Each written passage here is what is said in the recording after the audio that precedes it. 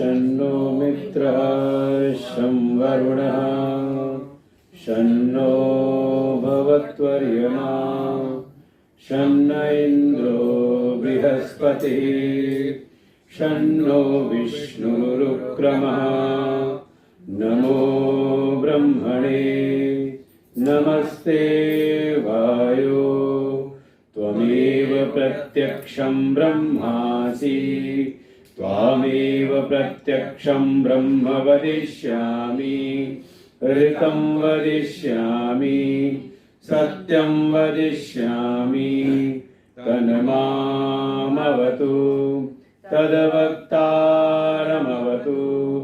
अवतु माम् अवतु वक्तारम् ॐ शान्ति शान्ति शान्ति ॐ सहनाववतु सहनौ भुनक्तु सह वीर्यं करवावहै तेजस्विनावधीतमस्तु मा विद्विषावहै ॐ शान्ति शान्ति शान्ति ॐ यश्छन्दसामरिषभो विश्वरूपः छन्दोभ्योऽध्यमितात् सम्बभूव समेन्द्रो मेधया शृणोतु अमृतस्य देवधारणो भूयासम् शरीरं मे विचर्षणम् जिह्वा मे मधुमत्तमा कर्णाभ्यां भूरिविश्रुवम् ब्रह्मणकोशोऽसि मेधया पीतः श्रुतं मे गोपाय ॐ शान्ति शान्ति शान्तिः ॐ अहं वृक्षस्वरेरिव कीर्तिपृष्ठं गिरेरिव ऊर्ध्वः पवित्रो वाजिनीव स्रमितमस्मि द्रविणपुंसवर्चसं सुमेधा अमृतोक्षितः इति शङ्कोर्वेदानुवचनम् ॐ शान्ति शान्ति शान्तिः ॐ पूर्णमदः पूर्णमिदं पूर्णात् पूर्णमुदच्यते पूर्णस्य पूर्णमादाय पूर्णमेवावशिष्यते ॐ शान्ति शान्ति शान्तिः ॐ आप्यायन्तु ममाङ्गानि वाक्प्राणचक्षुश्रोत्रमथो बलमिन्द्रियाणि च सर्वाणि सर्वं ब्रह्मोपनिषदम् माहं ब्रह्म निराकुर्याम् मा ब्रह्म निराकरोत् अनिराकरणमस्त्वनिराकरणं मे अस्तु तदात्मनि निरतेज उपनिषत्सु धर्मा ते मयि सन्तु ॐ शान्ति शान्ति शान्तिः। ॐ वाङ् मे मनसि प्रतिष्ठिता मनो मे वाचि प्रतिष्ठितम् आविर्मयेदि वेदस्य आणीस्थ श्रुतं मे मा प्रहासीरनेनाधीतेनाहुरात्रान् सन्दधाम्यरितं वदिष्यामि सत्यं वदिष्यामि तन्मामवतु तद्वक्तारमवतु अवतु माम् अवतु वक्तारम् अवतु वक्तारम्। ॐ शान्तिः शान्तिः शान्तिः। ॐ भद्रं नो अपि वातय मनः। ॐ शान्तिः शान्तिः शान्तिः। ॐ भद्रं कर्णेभिः शृणुयाम देवाः भद्रं पश्येमाक्षभिर्यत्राः स्थिरैरङ्गैस्तुष्टुवागुंसस्तनूभिः व्यशेम देवहितं यदायुः। स्वस्ति न इन्द्रो वृद्धश्रवाः स्वस्ति नः पूषा विश्ववेदाः स्वस्ति नस्तारक्षो अरिष्टनेमि स्वस्ति नो बृहस्पतिर्दधातु। ॐ शान्तिः शान्तिः शान्तिः। ॐ यो ब्रह्माणं विदधाति पूर्वं यो वै वेदांश्च प्रहिणोति तस्मै तं हदेवम् आत्मबुद्धिप्रकाशम् मुमुक्षुर्वै शरणमहं प्रपद्ये।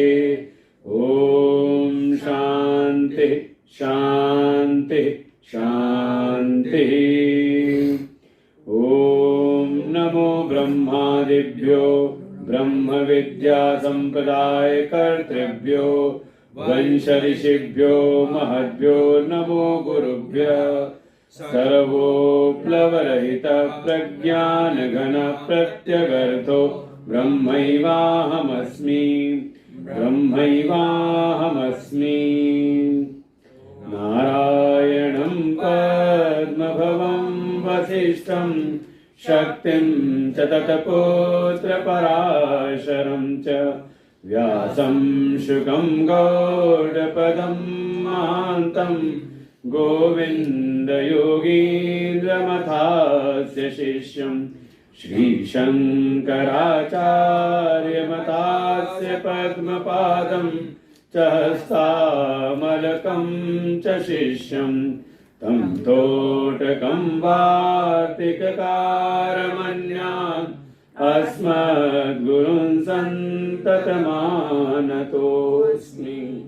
सर्ववेदान्तसिद्धान्त गोचरं तमगोचरं गोविन्दं परमानन्दं सद्गुरुं प्रणतोऽस्म्यहम्।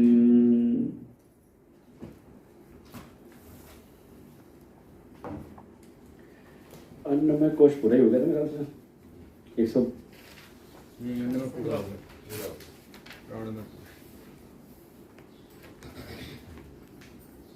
तो ऐसा करते हैं, आज आखिरी दिन है तो आप लोग बोलिए। जैसे पिछली बार था, अच्छा था पिछली बार और क्या इस बार हमने कुछ विषय मुख्य रूप से समझे। एक तो बंधन का स्वरूप जिसको समझाया क्या था, अध्यास। जो मैं नहीं हूं उसमें अपनी आत्मबुद्धि कर ली, अतस्मिन तद्बुद्धि। जो वो नहीं है उसमें उसका भाव कर लेना, इसी को कहा था अतस्मिन तद्बुद्धि अध्यास। इसके कारण ही कहा ये सारा बंधन उत्पन्न हुआ है। जो अनात्म तत्व हैं, जिनको आत्मानात्मा विवेक करते हुए समझाया था अनात्माओं को, 3 शरीर, फिर उसके बाद अवस्थाओं को लेकर के सब पूरा बताया था। तीनों शरीर, स्थूल शरीर, सूक्ष्म शरीर, कारण शरीर, और इन्हीं अनात्म तत्वों में ही आत्म बुद्धि कर लेना। जो मैं नहीं हूं उसी में अहम बुद्धि कर लेना, इसी का नाम अध्यास था। इसी के कारण ये सारा बंधन हुआ था। और बंधन कर में पढ़ करके हम इस विष रूपी संसार में हम डूबते उतराते रहते हैं। प्रवर्णन किया। फिर आवरण शक्ति, विक्षेप शक्ति, दो बातें बताई थी कि एक तो माया की तमोमयी, तमोगुण से युक्त एक आवरण शक्ति है जो पहले हमारे स्वरूप को ढक देती है और वो अपना आस्वरूप प्रकट नहीं होता। फिर अपना आस्वरूप ढक जाता है और फिर उसके बाद प्रकट होती है माया की रजोगुणी रजस शक्ति, उसका नाम है विक्षेप शक्ति। वो फिर कुछ का कुछ हमें प्रतीत करा देती है। भाई अपना आप स्वरूप पर आवरण पड़ा और फिर इसको हमने समझ लिया कि मैं देह हूं, मैं शरीर हूं, ऐसा सब था। ऐसे ही बंधन का निरूपण करते हुए फिर पुनः फिर आत्म अनात्म के ऊपर जोर दिया था कि यही हमारे लिए परम कर्तव्य है कि हम आत्मा और अनात्मा को अलग अलग करके जाने। और बिल्कुल एक क्रम बताया था कि एक तो पहले हमारी अपने शास्त्रों पर, अपने श्रुति वाक्यों पर दृढ़ श्रद्धा हो और उसके द्वारा बताए गए जो स्वधर्म हैं उनका हम अपने जीवन में पालन करें। इसे निरंतर हमें अपने शास्त्रों का अध्ययन स्वाध्याय करना भी अनिवार्य है। जब तक हम जानेंगे नहीं, सुनेंगे नहीं, तो उस मार्ग पर चलेंगे कैसे। इसलिए एक वाक्य है, वेदो नित्यम धीयताम तदुदितम कर्म सनुष्ठीयताम। ये साधना पंचकम एक छोटा सा ग्रंथ है, भगवान आद्य गुरु भगवान शंकराचार्य के द्वारा ही रचित है। तो वह पहले ही पहली पंक्ति कह दी, वेदो नित्यम धीयताम। हम अपने वेदों का, अपने वैदिक शास्त्रों का नित्य अध्ययन करें और नित्य अध्ययन करके जो उसमें बताए हुए कर्म हैं तो तद उदिताम, जो वेदों के द्वारा हमें बताए गए हैं। वो से उदित होने का तात्पर्य यही है कि सारे हमारे कर्तव्य अकर्तव्य के विषय में प्रमाण है हमारे वेद। जैसा वेद शास्त्र हमें जीवन जीने को कह रहे हैं, हमारे वर्ण आश्रम के अनुरूप, या जो हमारा परम लक्ष्य है, उस लक्ष्य की प्राप्ति के लिए जो साधन बताए गए हैं, तो शास्त्रों के अनुसार, मनमाना नहीं। पूजा उपासना भी कर रहे हैं तो कम से कम शास्त्रीय विधि के अनुसार, कुछ भी कर लेने का नाम पूजा पाठ नहीं। कब ऐसे हम अपने स्वधर्म का पालन करें, तदुदितम कर्म सनुष्ठिताम। अपने स्वधर्म, एक तो अपने वेद शास्त्रों पर हमारी दृढ़ श्रद्धा हो और दूसरे अपने स्वधर्म में निष्ठा हो। जिस मार्ग पर हम चल रहे हैं, जिस ज्ञान के मार्ग में, इस आत्मविद्या की प्राप्ति के मार्ग में, ब्रह्म स्वरूप की प्राप्ति के मार्ग में, मोक्ष के मार्ग में, थोड़ा इसके प्रति निष्ठा भी हो। हाँ, बहुत ज्यादा कहते हैं हीन भावना ना बन जाए इसके प्रति। नहीं तो कई बार होता है कि हम कहीं ना कहीं दूसरे जो दुनिया वाले चक्काचौंध दिखाई देते हैं, जो अभी बिल्कुल भौतिक जगत में ही रमे हुए हैं, उनके सामने जा करके जो आध्यात्मिक साधक होता है बहुत ही ज्यादा अपने को कमजोर समझ लेता है। अरे इन्हीं का सब बढ़िया है। केवल किस आधार पे? कहा बाहर की चकाचौंध को देख करके। आंतरिक स्थिति जो देखे उनकी कैसी है। हो सकता है जो बाहर से हमें बड़े प्रसन्न दिखाई दे रहे हैं, बड़े खुश दिखाई दे रहे हैं, अंदर जाने कितनी समस्याएं उनके जीवन में हो। ये बिल्कुल आप देखें, केवल क्षणिक वो तात्कालिक को देख करके प्रभावित ना हो उससे। और ये खूब होता है, गुरुदेव तो कहते ही हैं, जैसे आप दुनिया में बाहरी जगह पे कहते हैं ना, हाल चाल पूछते हो और कैसे हो, तो व्यक्ति कहता है अरे बड़ा अच्छा है, बड़ा बढ़िया चल रहा है सब। तो कहते हैं इस बात पे मान मत जाओ, उसको बुला लाओ, चलो आओ बैठ के चाय वाय पीते हैं, और फिर चाय पियो, उसको कुछ पकौड़ी वकौड़ी समोसा वोसा खिलाओ उलाओ बढ़िया अपना, और फिर धीरे धीरे हाल चाल पूछो उससे, तब वो असली बात सामने लेकर के आता है। तो बहुत केवल बाहर की चकाचौंध को देख करके प्रभावित ना हो। हम जिस मार्ग पर चल रहे हैं, हम भगवत भक्ति के मार्ग में हैं, अपनी जीविका चलाते हुए अपना भक्ति मार्ग में, अपना ज्ञान के मार्ग में चल रहे हैं, तो अपने इस स्वधर्म पर भी हमें थोड़ी निष्ठा सी हो, एक गर्व हो कि हम श्रेष्ठ मार्ग पर चल रहे हैं। और ऐसा करने से ही आपके अंतःकरण की परम शुद्धि होगी। ये प्रक्रम था, ये 150वां श्लोक, 150 नंबर का श्लोक जो है बढ़िया है। श्रुति प्रमाणिक मते स्वधर्म निष्ठा तयई। इस शास्त्र के प्रति श्रद्धा और अपने स्वधर्म में निष्ठा, इसके द्वारा ही आत्म विशुद्धि अस्य, उसकी आत्म विशुद्धि अर्थात उसके अंतःकरण की परम शुद्धि हो जाती है। और परम शुद्धि वाले को ही, जिसका अंतःकरण, जिसकी बुद्धि परम शुद्ध हो गई है, उसी को परमात्मा वेदनम, उसी को परमात्मा की अनुभूति होती है। और परमात्मा की अनुभूति हो गई तो कहा इसके द्वारा ही तेन एव संसार समूल नाशम, इसके द्वारा ही ये संसरण रूपी, ये अनाथ बंधन का जो संसार है, कर्तृत्व भोक्तृत्व वाला जो संसार है, इसका समूल नाश हो जाता है। बस थोड़ा हम विचार करते रहें। फिर नया प्रसंग प्रारंभ किया था कोशों का, कि ये 5 कोश हैं, अन्नमय, प्राणमय, मनोमय, विज्ञानमय और आनंदमय, जिसका हमने अन्नमय कोश हमने अध्ययन कर लिया। अगली जब कक्षा शुरू होगी तो प्राणमय, मनोमय को हम विस्तार से उसको देखेंगे। तो ये जो 5 कोश हैं, कोश माने जैसे कोई खोल होता है, जैसे तलवार की म्यान है, तलवार म्यान में चली गई तो उसकी धार फिर हमें नहीं दिखती। तो ऐसे ही जो नित्य ज्ञान स्वरूप है, बोध स्वरूप है, नित्य शुद्ध मुक्त जो अपना आत्म स्वरूप है, जिसका अनंत वैभव है, कहा जब वो इन 5 कोशों के द्वारा आवृत हो जाता है तो उसका जो स्वयं प्रकाश है वो हमें अनुभव नहीं होता। तो करना क्या है, और कई दृष्टांत दिए थे, जैसे कहीं पर कोई तालाब है, सरोवर है, उसके ऊपर उसी की जल से उत्पन्न होती है एक काई, नाम है शैवाल, और वो शैवाल उस पूरे जल को बिल्कुल ढक देती है। उसी जल से उत्पन्न हुई और उसी जल को वो ढक देती है। और पास में ही कोई अगर प्यास से पीड़ित व्यक्ति है तो प्यास से दुखी होता रहता है, लेकिन कोई समझदार व्यक्ति आए, उसको बताए और धीरे से युक्तिपूर्वक आराम से उसको शैवाल को किनारे करे तो नीचे से शुद्ध जल की प्राप्ति उसको होती है, और उसकी जो प्यास की तृष्णा संताप था वो सबका सब तत्काल ही दूर होता है।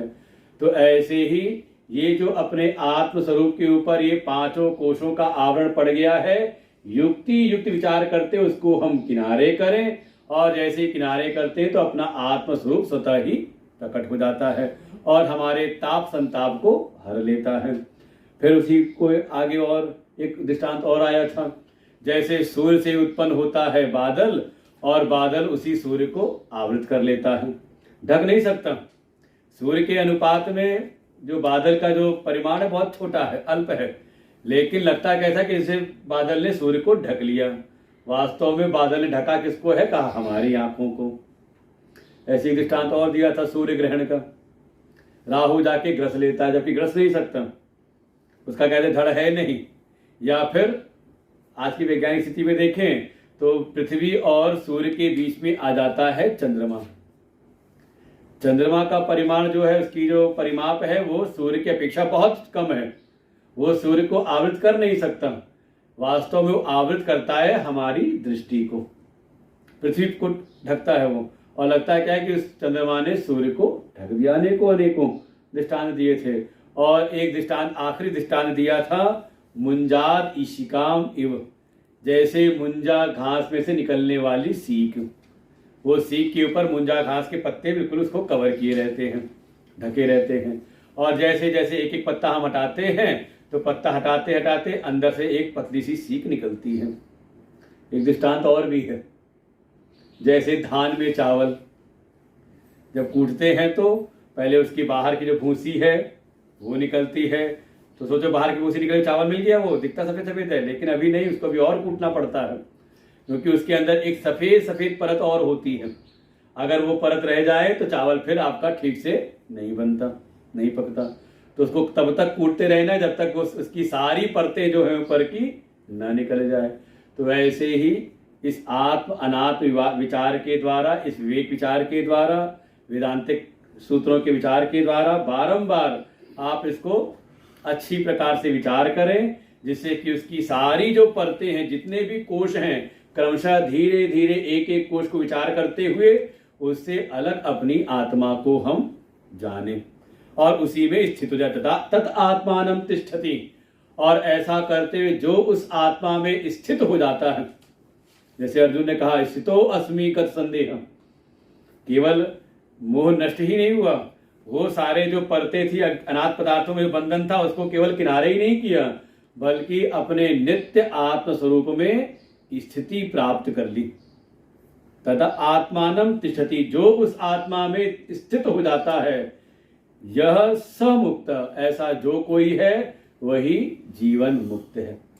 जीवन रहते रहते मुक्ति मिल जाती है उसको समस्त बंधनों से, ऐसा कहा। और इसके बाद फिर अन्नमय कोश का प्रारंभ किया। अन्नमय कोश कहा जो अन्न से ही उत्पन्न हुआ है, अन्न के द्वारा ही जिसका जीवन चलता है और अंततः अन्न में ही उसका विलय हो जाता है, अन्न पृथ्वी में मिल जाता है। तो कहा उसी को नाम दिया अन्नमय कोश। इससे अपनी आत्मा को हम अलग जाने। क्यों? क्योंकि आत्मा आपकी नित्य शुद्ध है और ये जो अन्नमय कोश है, कहा इसमें कितना क्या क्या चीजें भरी पड़ी है इसमें, बस समझ ले भगवान की कृपा से ऊपर की पैकिंग बढ़िया हो गई है, तो सब ठीक ठाक चल रहा है। जरा सी पैकिंग हटे तो दिखाई देता है क्या कैसे भरा पड़ा हुआ है।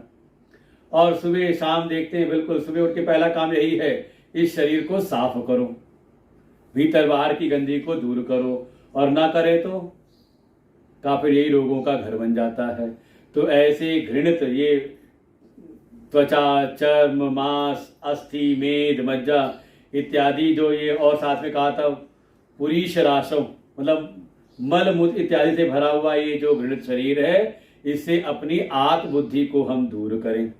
इसमें जो हमने अहम बुद्धि कर रखी है, विचार से युक्त होकर के उस अहम बुद्धि को हम वहां से निकाल करके अपने आत्मा में लगा दें। और ऐसा धीरे धीरे क्रमशः होता है। तो तीन स्थिति दिखाई थी। एक तो संसार के बिल्कुल जड़ बुद्धि वाले हैं, कौन? कहा जो इस देह में ही आत्मभाव करके जीवन जीते हैं, देह को ही अपना सब कुछ समझते हैं। दूसरे थोड़े विद्वान हैं, जो थोड़ा साधना उपासना में लग गए, तो वो थोड़ा विद्वान है, वो देह में नहीं बल्कि भीतर जो इसका स्वामी जो जीव है, उस जीव में आत्मभाव कर लेते हैं, और जीव में आत्मभाव करके उनकी सारी जो दैनिक चर्या उसी के आधारित पर हो जाती है। कैसे भी हमारी दुर्गति ना हो, हम जहां भी जाएं अच्छी जगह जाएं, स्वर्ग की प्राप्ति हो, नरक ना मिले हमें। तो वो कौन है? कहा थोड़ा पहले वाले की अपेक्षा ये विद्वान हैं। लेकिन उसी में जो महात्मा लोग हैं, किनको हम महात्मा कहते हैं? तो वहां स्पष्ट कहा था विवेक विज्ञानवतो महात्मा, लेकिन जो निरंतर विवेक का आधार लेकर के चिंतन करते हुए उस परम तत्व का, अपने आत्म स्वरूप का जिन्होंने अनुभव कर लिया,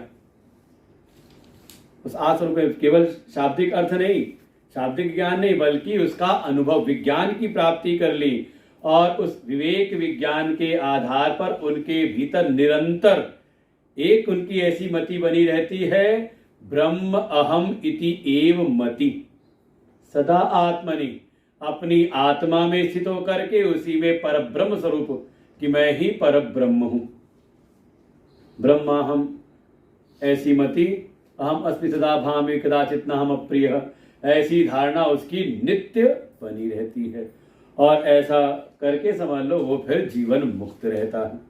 इसलिए करना यही है, विचार करते हुए इस स्थूल शरीर में ये जो त्वचा, मांस, मज्जा, मेद, अस्थि से बना हुआ, मलमूत्र से भरा हुआ जो शरीर है, इसमें हम अपनी अहम बुद्धि का, इसमें आत्म बुद्धि का हम त्याग करें, और जो सर्वात्मा निर्विकल्प पर ब्रह्म है उसमें हम अपनी अहम बुद्धि करें। अहम ब्रह्मास्मि महावाक्य ही है हमारा। ऐसे ऐसे करने से धीरे धीरे आपकी स्थिति, और जब तक ये नहीं होगी तो एक बात बड़ी अच्छी कही थी कल वाले प्रसंग में, कि जब तक ऐसा नहीं होता, देहेन्द्रिय आदौ असति भ्रमोदिताम विद्वान अहमता न जहाति यावत, जब तक जो विद्वान है, जो साधना के मार्ग में लगा हुआ है, जो ज्ञान की प्राप्ति में लगा हुआ है, जब तक भ्रम के द्वारा उत्पन्न हुई इन असत देह आदि में जो ये अहम बुद्धि है, आत्म बुद्धि है, जब तक ये दूर नहीं होती, तावन्न तस्यास्ति, तब तक उसकी मुक्ति की आप कोई बात मत सोचो। किसके लिए? हो सकता है वो बहुत वेदांत का परम ज्ञानी हो, समस्त वेदांत शास्त्रों को उसने अध्ययन कर लिया हो, बिल्कुल दिखाई देता है ऐसा, उपनिषद, गीता, सारे प्रकरण ग्रंथ, हो सकता है योग वासिष्ठ के स्वाध्याय में लगा हो, कुछ नहीं तो अष्टावक्र का भी अध्ययन कर रहा हो, वो सब कुछ वेदांत नैनांत दर्शी, बिल्कुल सारे वेदांत शास्त्रों का अध्ययन कर लिया, लेकिन अगर इस देह में उसकी आत्म बुद्धि अभी अगर नहीं गई है, तो सब कुछ होते हुए भी कहा फिर उसकी मुक्ति उक्ति में फिर समस्या है, वो फिर मुक्ति के मार्ग में अभी आगे बढ़ नहीं सकता। इसलिए उपाय यही है कि इस देह में से अपनी आत्मबुद्धि को हम त्याग करें। इसका विचार करते हैं कि ये जो शरीर है ये आत्मा नहीं, ये अन्नमय कोश है, आत्मा इसके भीतर मान ले। इससे परे है, परे माने जो सूक्ष्म हो और व्यापक हो और साथ में प्रत्यक हो। इस पर शब्द का जब भी आता है ना, पर, कि अन्नमय कोश से प्राणमय कोश परे है, ये क्रमशः भी आगे आएगा। प्राणमय से मनोमय परे है, फिर मनोमय से विज्ञानमय, विज्ञानमय से आनंदमय और आनंदमय से का अपना आत्मा पर है। तो पर का तात्पर्य ही रहता है सूक्ष्मत्वात्, उससे सूक्ष्म है। देखिए स्थूल शरीर से इंद्रियां सूक्ष्म है, फिर इंद्रियों से भी सूक्ष्म है प्राण, प्राण से भी सूक्ष्म है मन, और मन से भी सूक्ष्म है बुद्धि, और बुद्धि से भी सूक्ष्म है अपना आत्मा। फिर ऐसे ही स्थूल शरीर से व्यापक है इंद्रियां, इंद्रियों से भी ज्यादा व्यापक है प्राण, प्राण से भी व्यापक है मन। भाई सबको व्याप्त किए हुए है ना, भाई इंद्रियां एक देश में जा रही लेकिन मन सभी इंद्रियों के विषयों में जा रहा है, तो उससे ज्यादा व्यापक है। और मन से ज्यादा व्यापक है बुद्धि, बुद्धि से भी ज्यादा व्यापक उसका अधिष्ठाता आत्मा। और प्रत्यक, प्रत्यक माने बिल्कुल भीतर, अंतरतम है। ये पर शब्द कहते हैं तीनों चीजें जाती हैं, सूक्ष्मत्वात्, व्यापकत्वात् और प्रत्यक्त्वात्, अंदर भीतर है। ऐसे ही विचार करते हुए क्रमशः एक एक कोश को जब किनारे करते जाते हैं तो अपने आप स्वरूप में स्थिति प्राप्त हो जाती है। तो लगभग हमारा इस बार का ये विषय था। तो अब बाकी पिछले बार की तरह ही जिसको जो जो कहना हो अब अपने मन की बातों को कहे। तो सबसे पहले हिम्मत कौन करेगा? इस बार जबरदस्ती किसी से नहीं कहने वाले, जिसको जिसको बोलना वो बोलेगा। माइक ले लो। तो सबसे पहले कौन हिम्मत दिखाएगा? हाँ, पिछली बार मनोज जी ने सबसे पहले लिया था, क्योंकि पहले बोल करके ना मन बड़ा हल्का हो जाता है, और जब तक नहीं बोलते हैं तब तक दूसरों को सुन सुन करके लगता है क्या बोलना है, क्या बोलना है कि नहीं? सबसे पहले मनोज जी। वर्णानामर्थ संज्ञानाम रसानाम छंदसामपि मंगलानाम च कर्तारो वंदे वाणी विनायको।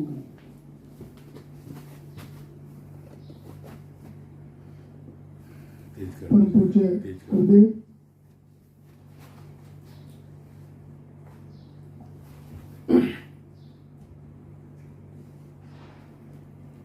विवेक चूड़ामणि, जैसा कि इसका नाम ही है बड़ा सुंदर, विवेक का एक जूड़ा, जूड़ा मतलब जूड़ा, जितना मैंने समझा मैं तो अपनी भाषा में बताऊंगा।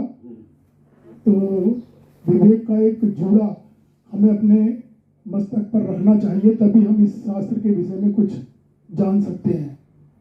सर्वप्रथम हमें हमारे अंदर एक मनुष्यत्व, तीन चीजें तो होनी बहुत ही आवश्यक है। मनुष्यत्व, मुमुक्षुता और महान पुरुषों का, जो साधु पुरुषों का संग, गुरुदेव का संग, ये सभी अत्यंत आवश्यक हैं। और इसके उपरांत जब आप आगे की साधना में बढ़ेंगे तब आप को नित्य का और अनित्य क्या चीज है उसका विवेक और वैराग्य, षट संपत्तियां, जो 6 प्रकार की संपत्तियां हैं, उन सभी का आपको उपरीति, तितिक्षा, श्रद्धा, समाधान, शम इत्यादि सभी, और मुमुक्षा, ये सभी आपको आपके अगर अंदर हैं तब आप इस विषय के अंदर थोड़ा थोड़ा प्रवेश कर सकते हैं, क्योंकि लंबी साधना है और ये विषय करीब 2-2.5-3 साल से चल भी रहा है। मुझे लगता है कि 2-3 साल और भी चलेगा, तो घबराएं नहीं। अभी थोड़ी थोड़ी बातें समझ में आनी शुरू हुई हैं। मुझे लगता है कि एक बेस बनेगा। और एक विषय गुरुजी ने बताया था कि विषय खाली, बहुत सारे ऐसे जानवर हैं जिनके अंदर खाली एक ही विषय होता है, एक ही विषय से वो अपने जीवन नष्ट हो जाता है। जबकि मनुष्य तो 5 विषय उसके पास होते हैं और उन 5 विषयों को मिलाकर उसका आप ये समझिए कितना बड़ा अहित हो सकता है। उन सभी का को समझना, उनका सभी का त्याग किस प्रकार से करना है अपने जीवन में, उसके लिए आपको वैराग्य और विवेक दोनों ही की परम आवश्यकता है। और उसके उपरांत आपको गुरुदेव ने बताया कि हमें अगर आत्मा के विषय में जानना है तो उससे पूर्व अनात्मा के विषय में समझिए कि अनात्मा क्या है, कि अपनी जो ये देह है ये कितने प्रकार से बनी है, मांस मज्जा इत्यादि से, जिससे बनी है आठ चीजों से मिलकर, सात चीजों से मिलकर। तो उन सभी को समझना है कि ये आत्मा नहीं है, ये अनात्मा है। इसी प्रकार से इंद्रियां, मन, बुद्धि, ये सभी अनात्मा है। जगत के जितने विषय जितने दिखाई देते हैं अपनी आंखों से, जितनी चीज हम देख सकते हैं, सभी अनात्मा है।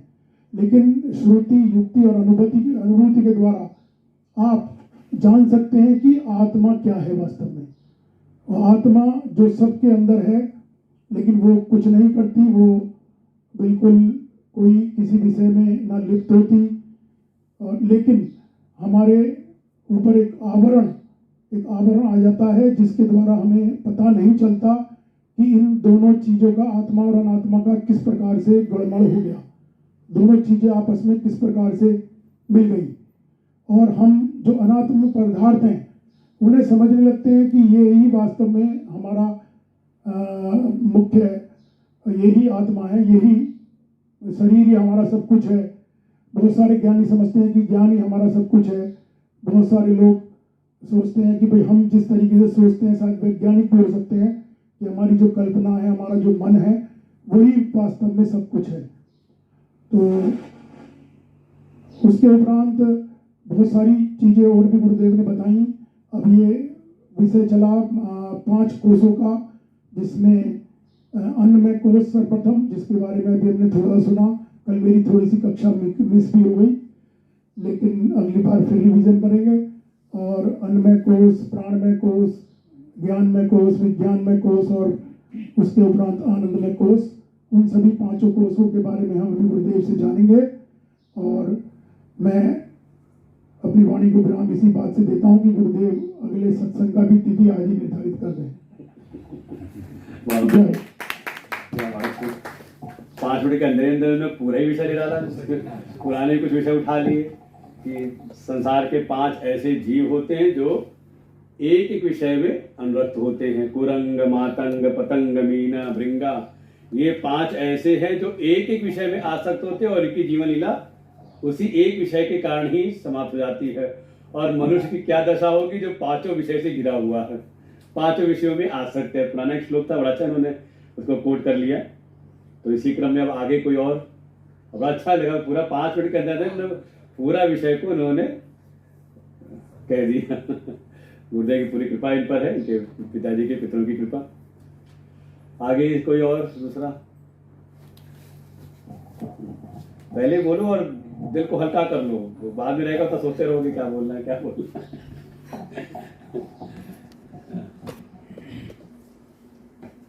हरिओम स्वामी जी, गुरुदेव के चरणों में कोटि कोटि नमन। इस समय हमारा जो सत्र चल रहा है विवेक चूड़ामणि, ये वास्तव में ही सिर मोहर है हमारा। विवेक, इसमें विवेक की ही प्रधानता है। और विवेक के बारे में ही बताया कि हमें नित्य अनित्य का विवेक करना है। हर अपने दैनिक जो हमारी दिनचर्या है उसमें भी हम हर समय नित्य और अनित्य का विवेक करते रहें। नित्य क्या है? जो मेरा आत्मा है वही सिर्फ नित्य है। बाकी संसार की जितनी भी चीज़ें हैं सब माया से बनी हुई हैं, सब अनित्य हैं। तो इसमें हम अपनी दैनिकचर्या में देख सकते हैं कि मान लो मेरा शरीर है तो ये भी माया से बना हुआ है, जो हम काम कर रहे हैं वो भी माया से बना हुआ है। और जो मेरा मन है वो लगता है कि मन मतलब मेरा है कि बहुत बड़ी कल्पना कर लेता है, लेकिन वो भी मेरे ऊपर अध्यस्त होकर कल्पना करता है। जहाँ जहाँ मेरा मन जा रहा है उससे भी परे मेरी आत्मा है। जहाँ जाएगा, अमेरिका जाएगा, इंग्लैंड जाएगा, लेकिन मेरी आत्मा वहाँ पर भी है, तभी मन मेरा वहाँ जा रहा है। तो मेरा शरीर के अंदर भी आत्मा है, बाहर भी है, जितने भी शरीर हैं सब में वही है। तो इसी का स्वामी जी बता रहे हैं कि पंचकोश विवेक, तीनों शरीरों का अवस्था, तीनों अवस्थाओं का, सबका यही है। बस हरिओम।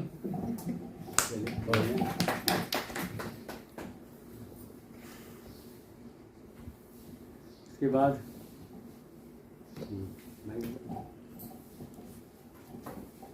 अरविंद शर्मा जी हैं। स्वामी जी को कोटि कोटि प्रणाम।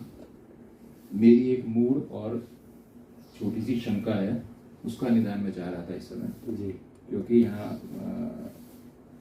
ध्यान का भी प्रावधान है, ध्यान करते हैं और उसके लिए शरीर के पोस्चर का महत्व बताया कि गर्दन सीधी होनी चाहिए, कमर सीधी होनी चाहिए।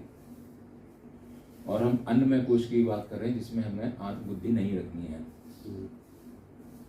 और आत्मा बहुत सूक्ष्म है, अति सूक्ष्म है और सर्वव्यापी है। तो फिर उसमें हमारी गर्दन झुकती है या कमर झुकती है तो उससे ध्यान में कैसे विघ्न होगा? वो तो इतनी सूक्ष्म है, उसके लिए तो कोई स्थिरता या जड़ता की आवश्यकता मुझे लगता है, आई मे बी रॉन्ग, ये नहीं होनी चाहिए। और ध्यान में बैठते समय अक्सर ऐसा हो जाता है, गर्दन भी झुकती है, कमर भी झुकती है और झटके भी लगते हैं उसके अंदर कई दफा। शून्य में जाने की कभी कभी, मैं ये नहीं कह रहा बहुत समय, लेकिन कभी कभी ऐसा भाव आता है जैसे शून्य में गए और फिर एक झटका लगेगा, वो शरीर में भी लगेगा, मन में भी लगेगा, वापस आ जाएंगे। उसके बाद पुनः उसमें स्थापना होती है। इसका अनुभव हुआ है। मेरा जो अभी जो सवाल है वो केवल ये है कि स्थिर जो आपने कहा होना चाहिए अन्नमय कोश को, उसका कितना महत्व है और क्यों है? धन्यवाद। तो ध्यान से क्या समझते? ध्यान का मतलब क्या, तात्पर्य क्या है? ध्यान का संवाद हो रहा है हमारा आपका। जी जी जी। ध्यान से क्या समझते हैं? ध्यान क्या है? ध्यान नहीं, ध्यान से हमारा मतलब ये है कि परम तत्व एकत्व जो है उसकी तरफ हमने पहुंचना है। उस राह पे चलने के लिए जो हमने साधन बनाया है वो एक साधन है ध्यान, और उसमें हमने जाना लेकिन है। पहुंचना है परमात्मा तक जी। और उसके लिए सजगता अनिवार्य है कि नहीं? नहीं, सजगता यदि रहेगी, केवल एकाग्रता या शून्य में चले जाना अगर तात्पर्य है तो आपको फिर कुछ करने की जरूरत नहीं। हम रोज ध्यान करते हैं, रात में खाना खा के सो जाते हैं। हाँ, उसको भी लोगों ने अगर केवल विषय की शून्यता ही अगर आप ध्यान समझ रहे हैं तो कुछ करने की जरूरत नहीं, रोज हम कर रहे हैं। जी। हमारा जो तात्पर्य ध्यान का है वो शून्य में ले जाने के लिए नहीं है, कुछ नहीं है, केवल इस पर नहीं है, कुछ नहीं है, इसको भी आप जान रहे हो कि नहीं? तो इसको जानने वाला कौन है? हमें वहां तक पहुंचना है। अगर केवल शून्य तक जाना होता तो आप चाहे टेढ़े होकर के करो, कई बार लोग शवासन लगा करके योग निद्रा लगाते हैं और कहीं ना कहीं आप झुके रहो, जैसे हो वैसे बैठे रहो। तो क्या है कि जो शरीर का पोस्चर है वो इसलिए कि आप सजगता में कितनी देर है, सजग हैं कि नहीं है। जो हमारा जो तत्व का जो अनुसंधान है वो किस में होगा? जागृत अवस्था में होगा, स्वप्न अवस्था में होगा या सुषुप्ति अवस्था में होगा? कौन सी अवस्था में होगा? जागृत में। तो शरीर को जागृत रखने के लिए हमें पोस्चर को ठीक रखना जरूरी है। और ये संभावना हमेशा रहती है, जैसे ही गर्दन झुकती है तो आपको झोंका नींद का आ जाता है। अच्छा, उसी को हम ध्यान मान बैठते हैं। उसी को हम ध्यान मान बैठते हैं, कुछ जाना ही नहीं। कुछ नहीं जानना ध्यान नहीं है। जो विषय, जैसे कई बार होता है कि हमने बिल्कुल लगा, बिल्कुल जिस समय कहते हैं नींद आई, आलस बिल्कुल आया, बिल्कुल झपकी में है किसी, उस समय मन की लय अवस्था, ये हमारे ध्यान में दोष माने गए। लय, कषाय, विक्षेप और रसानुभूति, जब ध्यान के प्रसंग में जब आगे जाएंगे तो ये 4 दोष माने गए। कई बार क्या है, मन लय कर गया। मन को लय नहीं करना है, मन तो निद्रा में लय हो ही रहा है। मन को सजग रखना है, मन में कोई विषय ना हो और वो जगा हुआ हो, अपने स्वरूप का अनुसंधान कर रहा हो। केवल विषय की शून्यता तो आपको निद्रा में भी है, सुषुप्ति में अच्छी प्रकार से, तो बिल्कुल जगह रखना। इसलिए शरीर का पोस्चर जरूरी है। कहते हैं ना कि हमारे मन में कोई विषय ना हो, लेकिन अगर हमें अपने स्वरूप का ज्ञान नहीं तो आपकी उसको कहते हैं हम सुषुप्ति अवस्था। जब हम सोए रहते हैं उस समय भी हमें कोई विषय का अनुभव नहीं होता है ना। शरीर का पोस्चर सही करने के लिए मन वहा जाएगा, तभी तो शरीर का पोस्चर होगा सही। मन का हमें होश ही नहीं है। नहीं, अगर शरीर आपका ठीक नहीं तो आपको लगता है कि मन आपका जगा हुआ है। जब हम स्थूल चीज को बिल्कुल ठीक नहीं रख सकते। इसको कहते हैं ना कि कई बार कोई ऐसा वर्णन आता है कि कोई साधक गया गुरुजी के पास, गुरुजी ध्यान सीखना है। गुरुजी अपना कुछ कमरा वमरा ठीक ठाक कर रहे थे। उन्हें कहा रुको अभी कमरा ठीक ठाक कर लूँ तो फिर बताता हूँ तुम्हें ध्यान। उसे गुरुजी लाइए मैं कर देता हूँ। गुरुजी कहा ठीक है करो। वो दिया करने के लिए उसने तुरंत अपना कुछ साफ सफाई की, अपना चादर जो बिछानी थी, कुछ फोटो वोटो घड़ी कुछ टांगनी थी, ठीक ठाक करनी थी, वो किया। कहा गुरुजी हो गया। अब गुरुजी आए, कुछ हमारे गुरुजी जैसे निरीक्षण करने वाले होंगे, परम सजग, वो आए, उन्होंने निरीक्षण किया तो देखा हाँ साफ सुथरा तो कर दिया इसने, लेकिन जैसे चादर बिछाई है तो एक कोना चढ़ा हुआ है, एक कोना ज्यादा नीचे लटका हुआ है। घड़ी लगाई है तो हल्की टेढ़ी है, कोई फोटो ठीक रखी तो उस पर का टेढ़ा रखा। तो उन्होंने कहा ठीक है साफ तो किया इसने, लेकिन जितनी सजगता होनी चाहिए थी उतनी इसमें नहीं है। तो उन्होंने यही कहा जब तुम इस जगत के स्थूल पदार्थों को ठीक ठाक नहीं रख सकते तो ये जो अपना भीतर मन है ये तो उससे भी ज्यादा सूक्ष्म है, उसको कैसे ठीक रखोगे। तो ऐसे ही जब तक हम अपने स्थूल शरीर को ठीक से नहीं बैठा सकते, जो हमें दिखाई दे रहा है, जो हमें सामने प्रत्यक्ष हो रहा है, जब हम इस स्थूल शरीर के प्रति सजग नहीं हो सकते तो मन तो इससे अत्यंत ही सूक्ष्म है। कैसे रहेगा, कैसे साफ स्थिर रहेगा? बिल्कुल वैसे ही हो जाएगा जैसे अगर नाव में बैठा शरीर है, नाव हिल रही है तो शरीर भी हिलता रहेगा। ऐसे शरीर रूपी नाव अगर हिल रही है, सजग नहीं है, सो गई है, आलस में है, तो इसका मतलब है कि इसके भीतर रहने वाला जो मन है वो भी उतना स्थिर नहीं हो पाएगा। तो करना तो पड़ेगा ही शरीर को, शरीर के प्रति सजगता होनी चाहिए। स्वामी जैसे मन को जो कहते हैं कि मन क्या है, हाँ। मन तो विचारों का आवागमन का नाम, प्रवाह है। प्रवाह है। और हमें विचारों को खत्म करना है। नहीं, खत्म किसने कहा? खत्म नहीं करना है। हम तो कह रहे हैं कि पहले मन को शुद्ध करें, एकाग्र करें। जब मन शांत हो तो हम कहते नहीं अब अपने आप स्वरूप का चिंतन करें। विचार शून्य करना, नहीं शून्य नहीं करना है, विचारों की दिशा को बदलना है। जो मन अभी हमारा संसार के विषयों का विचार कर रहा था उसको आप परमात्मा के विचार में लगा दो, आत्म स्वरूप के विचार में लगाओ। धीरे धीरे करते करते वो आत्म स्वरूप पे स्थित होकर अपने आप ही शांत हो जाएगा, आपको करने की जरूरत नहीं पड़ेगी। इसे कहते हैं ना, गुरुदेव कई बार कहते हैं इस चीज को कि मन को सही करना है तो 3 चीजें करनी है। पहले क्वालिटी कंट्रोल करें, मन के विचारों के गुणों को ठीक करें कि आप किसका विचार कर रहे हैं। जैसे हम कई बार कह रहे हैं ध्यान सत्संग में ही कि अगर हम अपने मन के राग द्वेष को नहीं मिटा सकते, छोटी छोटी बातों को लेकर अपना अहंकार नहीं दूर कर सकते, ईर्ष्या द्वेष जलन अगर दूर नहीं कर सकते तो बहुत मुश्किल है। तो पहले अपने मन के विचारों को हम शुद्ध करें, फिर जो शुद्ध किया हुआ मन है, विचार जो हमारे शुद्ध हुए, मतलब अभी संसार के विषयों का चिंतन कर रहा था, थोड़ा उसमें आ गई परमात्मा का। देखो परमात्मा चिंतन का तात्पर्य यही है, वे परमात्मा परम शुद्ध है, जब उनका चिंतन करेंगे तो विचार भी शुद्ध का चिंतन करेंगे तो विचार भी शुद्ध हो जाएंगे। विचार शुद्ध हो गए तो लगता है किसी छोटा कोई बच्चा हो, उसका मन बहुत शुद्ध है, निर्मल है, लेकिन क्या वो अधिकारी है का उसको आप ले आए यहाँ पर तो हो सकता है खुद तो इधर उधर घूमेगा, उछल कूद करेगा, उसका मन तो चंचल रहेगा ही रहेगा, वो 4 और जो बैठे उनके मन को भी चलायमान कर देगा। तो मन की शुद्धि के साथ साथ मन के विचारों की एक कहते ना कि जो मात्रा है वो भी कम होनी चाहिए। तो पहला कहा क्वालिटी कंट्रोल, दूसरा कहा क्वांटिटी कंट्रोल। मन के विचारों की जो मात्रा है उसको भी हमें संयमित करनी है, केवल अपने लक्ष्य की ओर लगाएं। आप किसी विद्यार्थी को देखें जो कॉम्पिटिशन की तैयारी में लगा हो, दीन दुनिया से वो बिल्कुल कट जाता है एक समय, तो भले बाद में फिर तो पसारा फैलाएगा, लेकिन एक समय तो कटता है ना वो। किसी व्यवसायी को देखें जो अपने व्यवसाय में लगा हो, किसी स्पोर्ट्समैन को देखें जो प्रैक्टिस में लगा हुआ है, तो दीन दुनिया से अलग हो जाता है बिल्कुल, है कि नहीं? अरे हम कह रहे हैं कि अपने किसी विशेष कार्य को देखें, जब उस विशेष कार्य में लगे रहते हैं, माताएं भोजन बना रही हो, कोई विशेष कोई स्थिति आ रहा हो तो उस समय कोई और काम बताए तो झुंझुला जाती है, हटो बाद में देखेंगे उसको, अभी पहले ये काम करना है। और जरा सा मन इधर उधर गया तो क्या पता किसी ने नमक ही ना पड़ा हो, बताना भूल जाए हर जगह पे। तो मात्रा को भी, जो हमारा लक्ष्य है उसके ही विचार हमारे भीतर आए, और उसके लिए परम आवश्यकता है आपको सही दिशा मिले, डायरेक्शन उसकी कंट्रोल करें, किस दिशा में आपको लेके जाना है।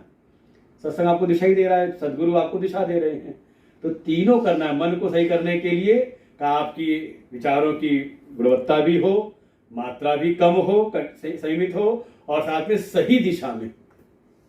जैसे हम संसार में कोई प्रयास कर रहा है और गलत दिशा में प्रयास कर रहा है, तो जाना हरिद्वार है और रास्ता पकड़ ले वो बुलंदशहर वाला, तो क्या कहेंगे उसको? मेहनत तो कर रहा है वो, लेकिन वो मेहनत क्या है, उसको कहेंगे, गीता जी कहेंगे विकर्म कर रहा है, विपरीत कर्म कर रहा है। तो दिशा भी हमें सही पकड़ में आनी चाहिए। तो तीन चीजें, तो शरीर का पोषण तो हमें मेंटेन करना ही पड़ेगा। अगर हम शरीर के प्रति सजग नहीं हैं तो भीतर तो फिर सूक्ष्म चीजों को सही करना है, हमें मन को अपने संयमित करना है, अपनी बुद्धि को हमें संयमित करना है, कहाँ से कर पाएंगे? उसके लिए ही भगवान जब गीता के 6ठे अध्याय में पूरा विषय, अभी से भी आगे आएगा, अपना आहार विहार, अपने विचार, सबको धीरे संयमित करना पड़ता है। हम सोचे केवल अगर हम 10 मिनट आकर के बैठे, बहुत मुश्किल होता है। उसको हम दिन भर अपनी दिनचर्या में, अगर हमारी सीधे बैठने की स्थिति नहीं है, अभ्यास में नहीं है, तो आप समझ लें बहुत मुश्किल है आप 10 मिनट बैठ सकें। इसलिए दिनचर्या में भी अपने हमें पोस्चर को ठीक करना चाहिए। और ये तो मेडिकली भी कहा जाता है, शरीर हमारा सीधे रहना चाहिए, रीढ़ हमारी सीधी रहनी चाहिए। जितना आप सीधी रीढ़ रखेंगे उतना ही आपको कहीं ना कहीं श्वास भी ठीक ठाक चलता रहेगा। मन के विचार आपके कहते हैं ऊर्ध्वगामी, ऊर्ध्व विचार अच्छे विचारों में आएंगे।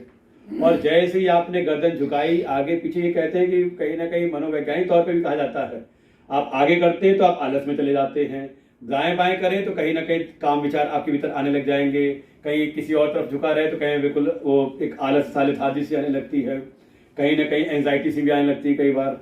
तो ये गर्दन के झुकने का मतलब विचार करते हैं, किस तरफ आपकी गर्दन झुक रही है। इसलिए आवश्यकता तो है ही है। एक बात इसी पे याद किया, आपने कहा कि मन के विचार शुद्ध होने चाहिए, सात्विक होने चाहिए। वो सात्विक विचार क्या है जो हमें ध्यान में लाने चाहिए? परमात्मा, अपने आत्मस्वरूप का, परमात्मा, ये जो विचार चल रहा है आत्मनात्म का विवेक, ये आना चाहिए दिमाग से। बिल्कुल, मतलब ध्यान के समय आते रहना चाहिए, कोई दिक्कत नहीं है। ध्यान को भी आप 2 प्रक्रिया समझिए। पहली प्रक्रिया है मन को हम एकाग्र करें, शांत करें, एकाग्र करें। इसे कई बार करते हैं ना कि हाँ अपने आज्ञा चक्र पे, सब प्रक्रियाएं हैं कि आज्ञा चक्र पे लाकर के इसको स्थित करा दिया। कैसे? श्वास का ध्यान करते हुए, रूप का ध्यान करते हुए, नाम का ध्यान करते हुए आपको क्या किया? एक पे एकाग्र किया। इसलिए पहली सीढ़ी है। इसके बाद जो आपने चिंतन किया है, जो आपने श्रवण किया हुआ है, उसका आप उन वृत्तियों का आप प्रवाह करिए। जिसे कहते हैं ना श्रवण, मनन, और तीसरा है निधिध्यासन। ये ध्यान समझ है निधिध्यासन प्रारंभिक स्तर पे।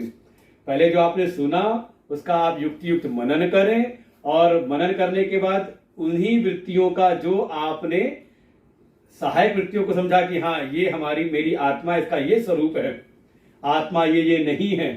तो यही इसी को जब हम ध्यान में बैठ के जब विचार करते हैं एकाग्र मन के द्वारा, इसी को कहते हैं निधिध्यासन। ध्यान में बैठे हैं, मन गया शरीर में, तुरंत हुआ नहीं शरीर अन्नमय कोश है, ये स्थूल शरीर मैं नहीं बल्कि मैं इसको जानने वाला हूं। ये जो विचारों का प्रवाह चलता है ना धीरे धीरे, यही कहा निधिध्यासन। और यही आपको ले जा करके, ये देखिए चलने अभी विकल्प लेकर के, यही विकल्प को लेकर चलते चलते चलते चलते अपने आप ही जब अपने आसन पे स्थित होकर के ये विचार भी अपने आप ही शांत हो जाएंगे।